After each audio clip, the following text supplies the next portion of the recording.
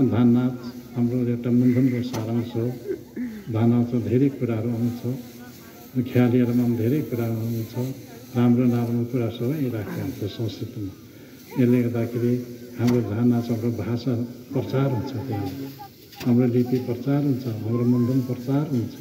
यसले गर्दाखेरि हामीले यो संस्कृतिहरू हराउनु हुँदैन।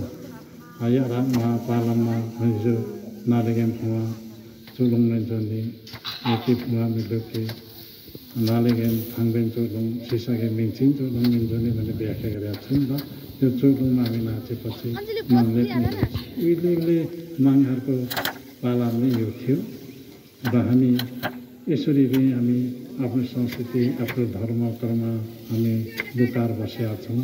अब प्रचार गर्दै जाउँ र हामी यो बाटोमा हिँड्दै जाउँ, यो बाटो उज्यालो मार्गमा हिँड्दै जाउँ।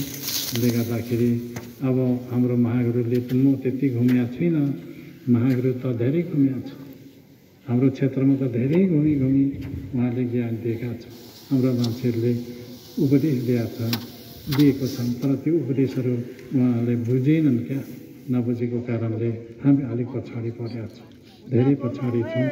अब अगाडि बढौँ, अब यसलाई उजागर गर्दै लैजाउँ, गाउँघरमा प्रचार गर्दै लैजाउँ, गाउँघरमा सबै सम्झाउँदै लैजाउँ र ज्ञानमा आबद्ध गरेर एकता भएर किराँत एकताको सन्देशलाई समाएर हामी अगाडि बढेर आउँ। म यही कुरा तपाईँहरूसँग हार्दिक अनुरोध गर्ने गर्छु।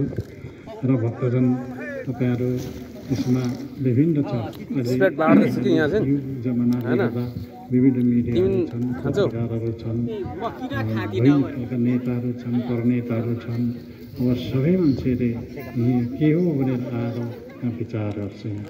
र हाम्रो पवित्र धारणा छ विश्व शान्ति मानविकता, मान्छेले मान्छे चिन्ने हो। मान्छेले मान्छे चिन्यो भने बाजिँदैन, मान्छेले मान्छेको विचार चिन्दै लग्यो भने एउटा हुन्छ, एउटा परिवार हुन्छ र शान्ति